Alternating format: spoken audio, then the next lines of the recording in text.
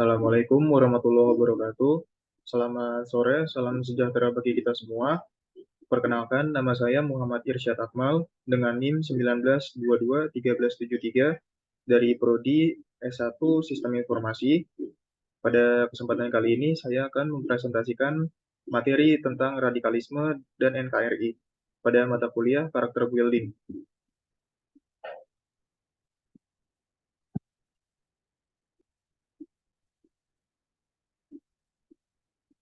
Untuk yang pertama, itu terdapat table of contents daripada materi yang akan saya sampaikan.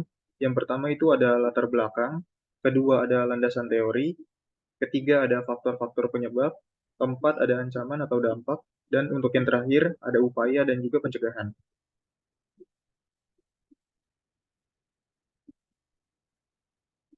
Untuk bagian yang pertama itu ada latar belakang. Akhir-akhir ini muncul suatu ideologi baru di Indonesia yang sangat meresahkan masyarakat, yaitu ideologi Islam radikal. Suatu ideologi eksklusif yang selalu mengedepankan kekerasan dalam merealisasikan tujuannya.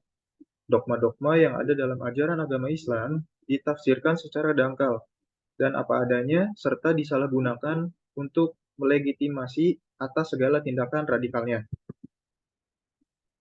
Kemudian untuk yang kedua itu ada landasan teorinya. Radikalisme merupakan respons terhadap kondisi yang sedang berlangsung. Respon ini muncul dalam bentuk evaluasi, penolakan, bahkan perlawanan. Masalah yang ditolak dapat berupa asumsi, ide, lembaga, atau nilai-nilai.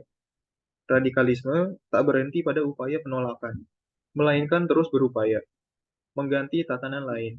Ciri ini menunjukkan dalam radikalisme tergantung atau terkandung pandangan tersendiri. Dan pada yang ketiga ini adalah radikalisme menurut ahli. Yang pertama itu adalah menurut Juergensmeyer. Pada tahun 2017, menurut Juergensmeyer mendefinisikan radikalisme sebagai upaya seseorang mengubah suatu sistem secara revolusioner ke dalam sistem lain yang baru melalui aksi-aksi kekerasan atau ekstrim. Dan radikalisme yang kedua menurut ahli yaitu menurut Jazuli.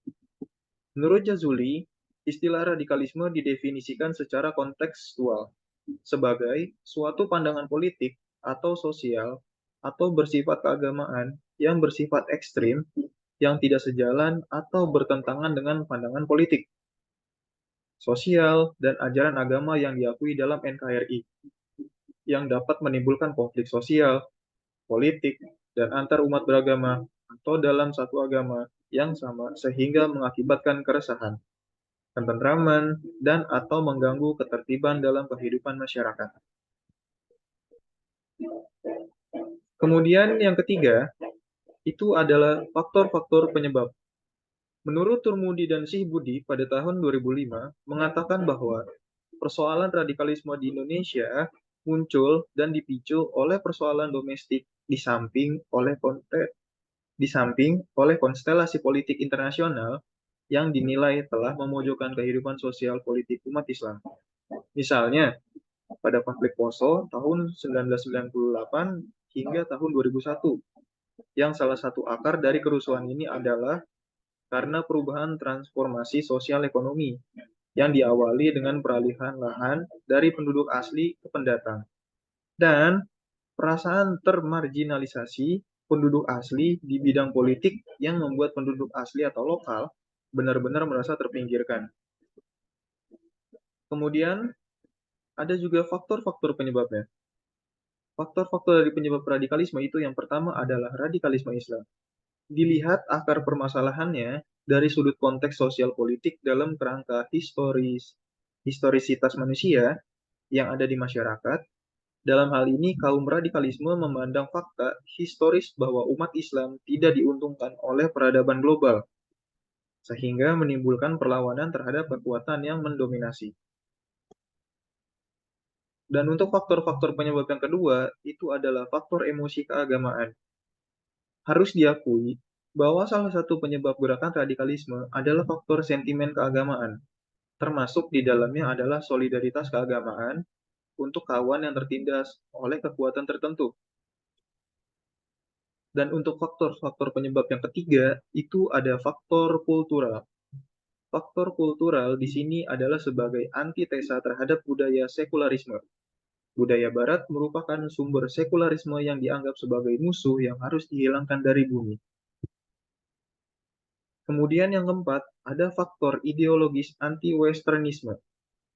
Westernisme itu sendiri merupakan suatu pemikiran yang membahayakan Muslim dalam mengaplikasikan syariat Islam, sehingga simbol-simbol Barat harus dihancurkan demi penegakan syariat Islam. Walaupun motivasi dan gerakan anti-Barat tidak bisa disalahkan dengan alasan keyakinan keagamaan, tetapi jalan kekerasan yang ditempuh kaum radikalisme justru menunjukkan ketidakmampuan mereka dalam memposisikan diri sebagai pesaing dalam budaya dan peradaban. Kemudian, untuk faktor yang kelima itu ada faktor kebijakan pemerintah. Dalam hal ini, elit-elit pemerintah di negeri-negeri Muslim belum atau kurang dapat mencari akar yang menjadi penyebab munculnya tindak kekerasan atau radikalisme, sehingga tidak dapat mengatasi problematika sosial yang dihadapi umat. Dan untuk yang selanjutnya, ada ancaman atau dampak. Banyak generasi muda yang tidak tahu atau tidak mau tahu dengan perjuangan mereka, para leluhur pendiri bangsa. Sehingga timbullah sekarang ini banyak kelompok-kelompok yang secara diam-diam atau terang-terangan ingin mengganti dasar negara RI atau Republik Indonesia yang merupakan landasan terwujudnya persatuan dan kesatuan Republik Indonesia. Mereka sendiri menyempal dan berafiliasi ke jaringan Islam aliran keras.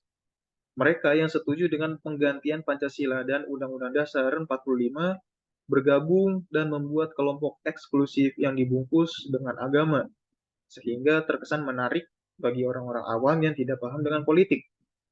Orang awam ini merasa terakomodasi ide-idenya, sehingga sebagai orang yang marginal atau termarginalkan, mereka sama-sama tidak puas dengan pengelolaan negara yang ada sekarang ini.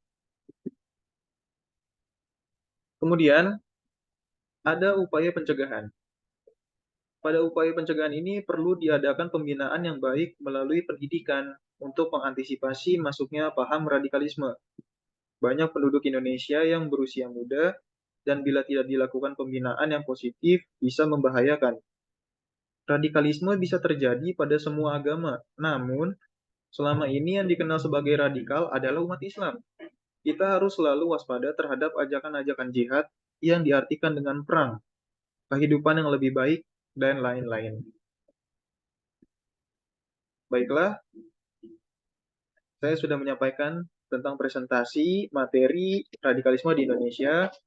Semoga apa yang saya sampaikan mudah dipahami dan mohon maaf apabila terdapat salah kata ataupun kata-kata yang kurang mudah dipahami. Saya, Muhammad Irsyad Akmal, mengucapkan terima kasih atas perhatiannya. Wassalamualaikum warahmatullahi wabarakatuh.